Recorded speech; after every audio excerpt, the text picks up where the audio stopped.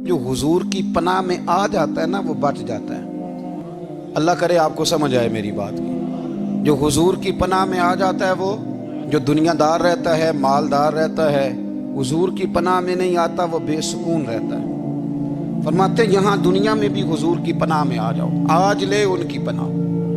اور آج دلیل آپ نے ابن ماجہ کی حدیث لکھی ہے، حضرت تمیم داری حدیث کے راوی ہیں، اعلیٰ حضرت نے لکھی ہے، فرماتے ہیں جو حضور کی پناہ میں آیا بچ گیا۔ دلیل دیتے ہیں، فرمایا انسان جانور بھی آتے تھے تو بچ جاتے تھے۔ حضرت تمیم داری رضی اللہ تعالیٰ عنہ فرماتے ہیں کہ ہم کھڑے تھے، ایک اونٹ دوڑتا ہوا آیا، نبی کریم صلی اللہ علیہ وسلم کے پہلے اس نے قدموں پہ سجدے کیے۔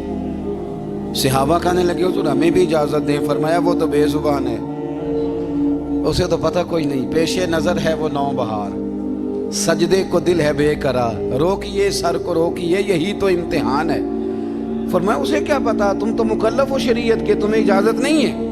اور اعلیٰ حضرت نے دو ٹوک لکھا ہے، فرمایا سوائے خدا کے کسی کو تعظیمی سجدہ بھی حرام ہے۔ یہ نوٹ کر لیں میری بات۔ اور اعلیٰ حضرت نے فتاوی رضویہ میں لکھا ہے کسی قبر پہ جاؤ تو 4 ہاتھ دور کھڑے رہو۔ اللہ کرے آپ کو سمجھ آئے، کتنے ہاتھ؟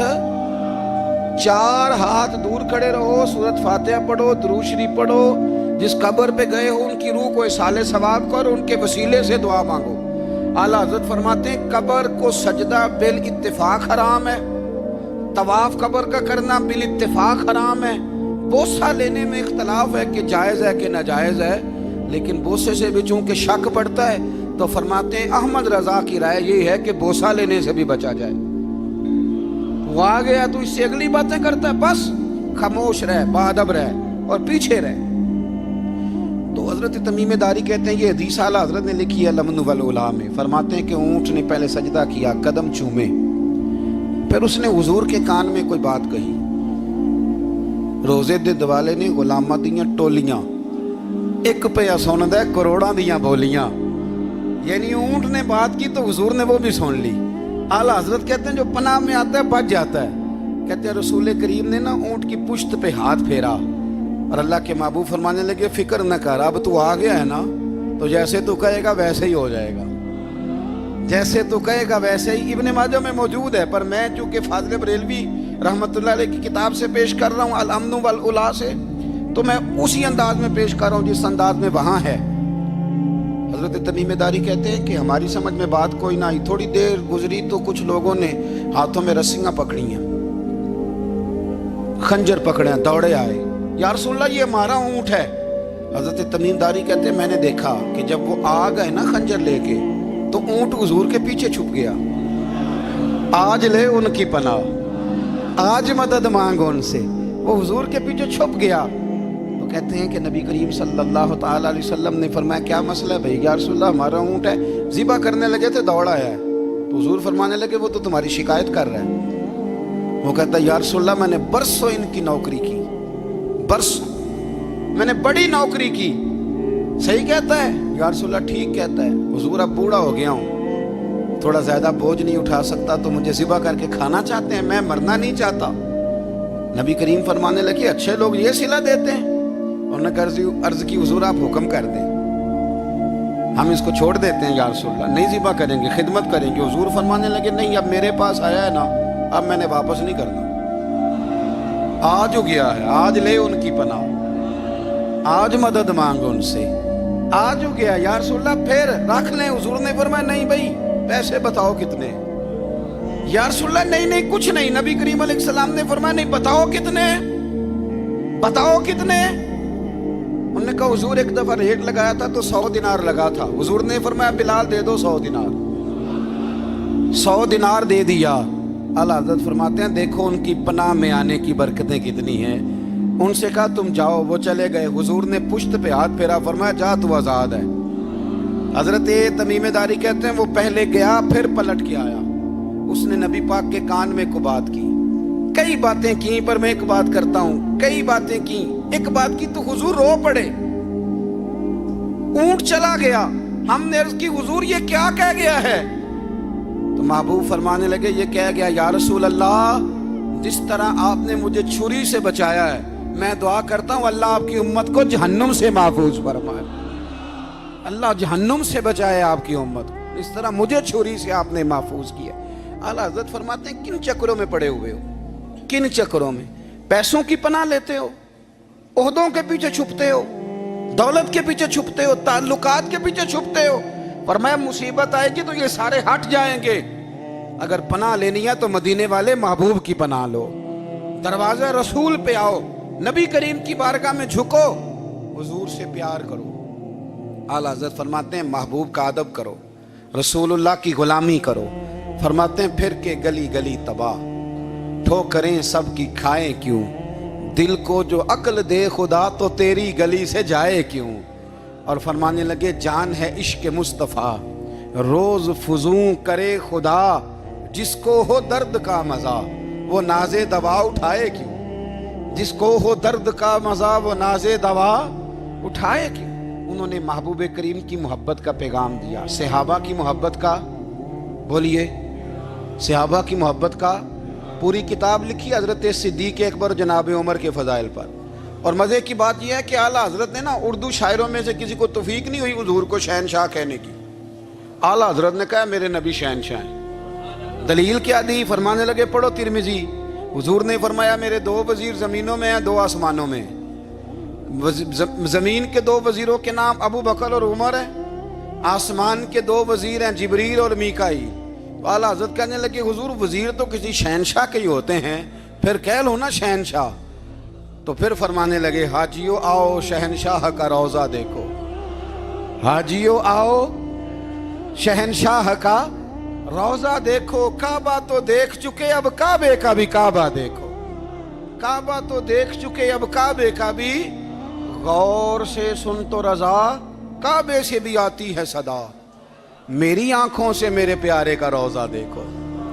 اعلیٰ حضرت نے ساری زندگی اور صحابہ کرام کی بات کی، اہل بیت کی بات کی، اولیاء کی بات کی، صوفیاء کی بات کی، دفاع کیا سب کا، سب کے شانوں میں لکھا، امت کو بتلایا کہ اپنے بزرگوں سے جڑے رہو گے تو بچے رہو گے۔ اعلیٰ حضرت نے طنز کرنے سے، تنقید کرنے سے، بلا وجہ غلطیاں نکالنے سے اور ایک دوسرے پر لان تان کرنے سے ہمیں بچنے کو کہا۔ اعلیٰ حضرت فرماتے ہیں کوئی علم اگر آ جائے نا تو اس کا معنی یہ نہیں کہ سب کو جاہل سمجھ لینا چاہیے۔ سمجھ آ رہی ہے میری بات کی؟ ہم جس شعبے میں بھی ہوتے ہیں نا سامنے والے کو ان پڑھ سمجھتے ہیں۔ مولویوں کے بارے میں بعض لوگوں کا خیال ہے کہ یہ پتہ نہیں کون سی مخلوق ہے، ان کو کیا پتہ دنیا داری کا۔ میں صحیح کہہ رہا ہوں۔ اسی طرح جو میرے شعبے سے تعلق رکھنے والے لوگ ہیں وہ کہتے ہیں شاید سارے تاجر دو نمبر طریقے سے ہی مال کماتے ہیں۔ یہ ہو نہیں سکتا، ایسا ہو نہیں سکتا۔ ہمیں نا دوسروں کی اہمیت کی خبر رکھنی چاہیے، ہم ایک دوسرے سے پیار، ہم طنز کرتے ہیں، تنقید کرتے ہیں۔ فاضل بریلوی منع کرتے تھے، آپ فرماتے ہیں یہ طریقہ درست، ہم جب غلطیاں نکالنے پہ جاتے ہیں تو معاذ اللہ اتنا اوپر بن جاتے ہیں کہ معاذ اللہ ثم معاذ اللہ اللہ رسول تک پہنچ جاتے ہیں۔ اعلیٰ حضرت کے زمانے میں ایک شخص نے کہہ دیا نبی پاک کا خیال آئے تو نماز ٹوٹ جاتی ہے۔ عقل ہے نا جی، جہاں مرضی لے جاؤ۔ وہ کہنے لگا جی میں نے خالص اللہ کے لیے پڑھنی ہے نا فلسفہ عجیب، نبی پاک کا خیال آئے تو نماز۔ اعلیٰ حضرت فرمانے لگے تو بڑا ہی پاگل ہے، جب تو کہے گا السلام علیکہ ایھا النبی، خیال آئے گا کہ نہیں؟ فرمانے لگے تو بڑا ہی نادان ہے، جب تو کہے گا اللہم صلی علی محمد وعلی، خیال آیا کہ نہیں آیا؟ فرمانے لگے تو نبی پاک کی بات کرتا ہے، نماز میں تو ابا اماں کا بھی خیال آتا ہے، ربنا اغفر لی والدیّ۔ فرمانے لگے ربے کے خیال سے نہیں ٹوٹتی تو مدینے والے کے خیال سے کیسے ٹوٹ گئی؟ فرمانے لگے بڑا ہی بیوقوف ہے تو۔ اعلیٰ حضرت فرمانے لگے تو کہتا ہے حضور کا خیال آئے تو ٹوٹ جاتی ہے۔ فرمانے لگے جب تک حضور کا خیال آئے نہ نماز ہوتی نہیں، جب تک حضور کا خیال نہ آئے نماز ہوتی نہیں، سوال ہی نہیں پیدا ہوتا۔ لوگوں نے کہا جناب وہ کس طرح؟ تو اعلیٰ حضرت فرمانے لگے اللہ نے کہا قرآن میں واقعی الصلاۃ، نماز پڑھو، یہ نہیں بتایا کتنی پڑھنی ہے، اور یہ بھی نہیں بتایا فجر کی کتنی پڑھنی ہے، یہ بھی نہیں بتایا ظہر کی، یہ بھی نہیں بتایا قیام کیسے کرنا ہے، ہمیں یہ بھی نہیں بتایا رکوع کیسے کرنا ہے۔ ہمیں پتہ کیسے پتہ چلا؟ جب صحابہ نے کہا نا رب کہتا ہے نماز پڑھیں تو کیسے پڑھیں، تو حضور فرمانے لگے سلو کما رأیتمونی اصلی، نماز اس طرح پڑھو کرو جس طرح مجھے پڑھتے ہوئے دیکھتے ہو۔ تو کہا یہ تو کیسی عجیب بات کر رہا ہے کہ نبی کریم صلی اللہ علیہ وسلم کا خیال آئے. اور پھر بڑی مزیدار بات, ایک شخص نے اعلیٰ حضرت سے آ کے نا, اس زمانے میں نا ایک آریہ مذہب ہوتا تھا, اب اللہ کا شکر ہے وہ کوئی نہیں. اب ویسے جو بڑے نئے نئے مذہب نکل آئے ہیں, جو آدمی جتنا پڑھ جاتا ہے معاذ اللہ وہ ایک نئی بات ہی شروع کر دیتا ہے, اور جو انوکھی بات کرے اس کے پیچھے رش بھی زیادہ ہو جاتا ہے. سٹائل ذرا ہٹ کے ہو نا جی تو ذرا ماحول جلدی بن جاتا ہے. تو وہ آریہ مذہب تھا, تو وہ ایک آریہ آ گیا اعلیٰ حضرت کے پاس, آ کے کہنے لگا کہ فرض کی اہمیت زیادہ ہے کہ سنت کی؟ تو اعلیٰ حضرت فرمانے لگے بھئی اہمیت تو فرض کی زیادہ ہے. تو کہنے لگے آپ کا وضو تو پھر سنت سے شروع ہوتا ہے. وضو میں پہلا فرض ہے منہ دھونا, اور آپ سب سے پہلے ہاتھ دھوتے ہیں, یہ بھی سنت. ناک میں پانی ڈالنا یہ بھی, کلی کرنا یہ بھی. میری بات کی سمجھ آ رہی ہے؟ اس نے کہا یہ آپ عجیب لوگ ہیں, فرض اگر بڑا ہے تو پہلے فرض ہونا چاہیے تھا. سمجھ آ رہی ہے میری بات کی؟ لوگ دین پر بڑے بڑے مختلف اعتراضات کرتے ہیں نا. اس نے کہا جی پہلے ہونا چاہیے تھا فرض. تو منہ دھونا فرض ہے, آپ نے گھٹنوں تک ہاتھ دھوئے, اب یہ جو آپ نے ہاتھ دھو یہ بھی سنت, کلی کری تو وہ بھی سنت, ناک میں پانی ڈالا تو وہ بھی سنت, تو آپ تو چوتھے نمبر پہ فرض ادا کر رہے. تو اعلیٰ حضرت فرمانے لگے تم اصل میں محبوب کا غلام نہیں نا. ہاں تجھے کیا پتا ہو یہ بات کیا ہے, تو بیٹھ جا ہم سے سن, ہم تجھے بتاتے ہیں. اس نے کہا جی کیا مطلب؟ فرمانے لگے یہ محبوب جو ہے نا ہمارے, یہ ہمیں بڑی جگہوں سے بچاتے ہیں, یہ بچا بچا کے فرائض تک لے جاتے ہیں. کیا مطلب؟ کہنے لگے حضور نے ہمیں کہا ہے کہ پہلے نا ہاتھ دھو لو, پتہ چل جائے پانی زیادہ گرم تو نہیں, منہ جالی نہ جائے, پہلے نا دیکھ لو. فرمایا پھر ناک میں ڈال کے پتہ کرا لو کہ اس میں سے بدبو تو نہیں آتی. سنت بھی ادا ہو گئی, پتہ بھی چل گیا بو تو نہیں آ رہی. اور فرمایا پھر منہ میں ڈال کے چکھ لو کہ بد ذائقہ تو نہیں. اب یہ 3 سنتیں ادا کر کے تم فرض ادا کرو گے تو اللہ بھی راضی ہوگا, اللہ کے رسول بھی راضی ہوں. نبی کریم صلی اللہ علیہ وسلم نے فرمایا اگر سارے انسان مل کے بھی تیرا برا کرنا چاہیں تو جب تک رب کی مشیت نہ ہو وہ تیرا برا کر نہیں سکتے. اور حضور صلی اللہ علیہ وسلم نے فرمایا اگر سارے انسان مل کے تیرا بھلا کرنا چاہیں تو جب تک رب کی رضا نہ ہو تیرا بھلا ہو نہیں سکتا. تو اعلیٰ حضرت فرماتے ہیں اس چیز کو ذہن میں بٹھاؤ, مسلمانوں اپنا رجوع اپنے رب رسول کی طرف مضبوط کرو. یہ کیا بات ہو گئی کہ میں اس سے بھی ڈر رہا ہوں, میں اس سے بھی ڈر رہا ہوں, وہ بھی میرے پیچھے لگ گیا. فاضل بریلوی رحمۃ اللہ علیہ ان چیزوں سے منع فرماتے تھے. وہ کہتے تھے یہ توہمات ہیں, اوہام پرستی ہے, ہمیں ان چیزوں سے ہمیشہ بچنا ہے, اپنی آنے والی نسلوں کو بچانا ہے. فرمایا کرتے تھے رب کی رضا پہ جو راضی رہتا ہے اللہ اسے سکون والی زندگی عطا فرماتا ہے. ہمارے ہاں لوگ پوچھتے ہیں طبیعت کیسی ہے, لیکن یو پی میں, سی پی میں, لکھنؤ میں پوچھا جاتا ہے کہ کیا شکایت ہے آپ کو؟ کہتے ہیں جی سر درد کی شکایت ہے. یہ اردو کا ایک محاورہ ہے. جناب کیا شکایت ہے؟ کہتے ہیں جی مجھے کمر درد کی شکایت ہے. پھر پوچھنے والے پوچھتے ہیں کہ جناب اس شکایت کا کیا بنا؟ تو صدر الشریعہ مولانا امجد علی صاحب اعظمی رحمۃ اللہ علیہ فرماتے ہیں اعلیٰ حضرت کو بخار تھا تو میں حاضر ہوا, تو میں نے کہا حضور شکایت کا کیا بنا؟ کہنے لگے مولانا پڑھے لکھے ہو کے تو ایسی باتیں نہ کرو, شکایت کس سے کرنی ہے؟ رب نے جس حال میں رکھا ہے بڑا ہی اچھا رکھا ہوا ہے. شکایت کا کیا معنی ہوا؟ اللہ نے جہاں سمجھا مناسب اس نے ہمیں رکھا ہے, شکایت کیا ہوتی ہے؟ مجھے کسی سے شکایت نہیں. فرمایا کرتے تھے الحمدللہ مجھے سر درد بھی ہوتا ہے اور بخار بھی ہوتا ہے اور میں بڑا خوش ہوں. یہ وہ والی بیماریاں ہیں, یہ وہ امراض ہیں جو نبیوں کے قدم بھی چومنے آیا کرتے تھے. میں خوش بخت ہوں کہ وہ امراض جو انبیاء کے پاس آتے تھے, سر درد اور بخار, وہ مجھے لگتے ہیں. اپنی زندگی کو رضا والی زندگی بنایا. یقین بڑا کامل تھا میرے اعلیٰ حضرت کا. امام غزالی نے حدیث لکھی ہے, نبی کریم صلی اللہ علیہ وسلم نے فرمایا ہے یقین اس طرح سیکھا کرو جس طرح تم قرآن سیکھتے ہو. آج میرے دور کا سب سے بڑا مسئلہ یقین کی کمزوری ہے. مسلمان کچی پکی سوچیں سوچتا ہے, کمزور جملے بولتا ہے, اس کو دنیا داروں کے وعدوں پر اعتماد جلدی ہوتا ہے, لیکن معاذ اللہ رسول کے وعدوں کے بارے میں یہ کئی دفعہ شکوک کا شکار ہوتا ہے. اسے سمجھنا چاہیے. فاضل بریلوی ایک پختہ یقین والی شخصیت تھے, پختہ یقین والی.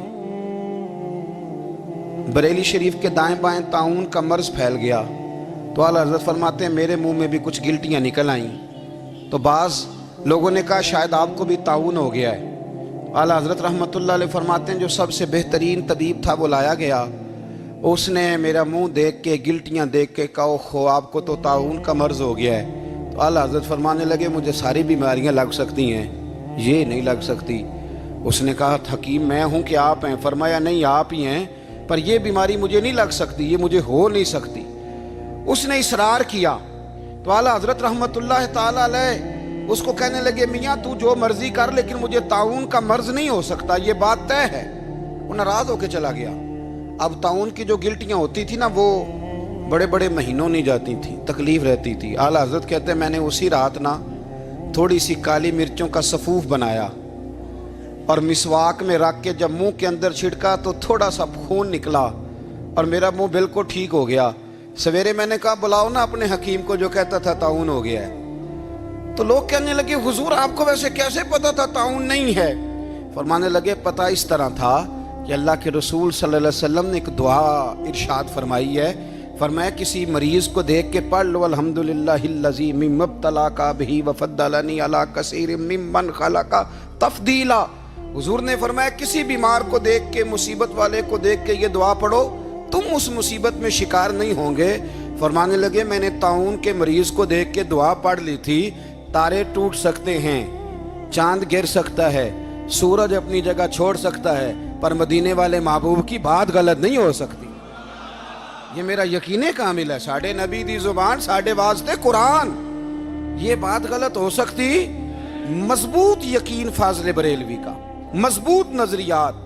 आला हज़रत रहमतुल्लाह ताला अलैह से किसी ने कहा आप किस तरह के मोमिन हैं, किस तरह के मोमिन हैं? तो आला हज़रत फरमाने लगे मेरा दिल चीरो, उसको खोलो, एक तरफ ला इलाहा इल्लल्लाह लिखा होगा, दूसरी जानब मुहम्मदुर रसूलुल्लाह लिखा होगा, खोल के देख लो। एक तो यकीन की, फिर दूसरी बात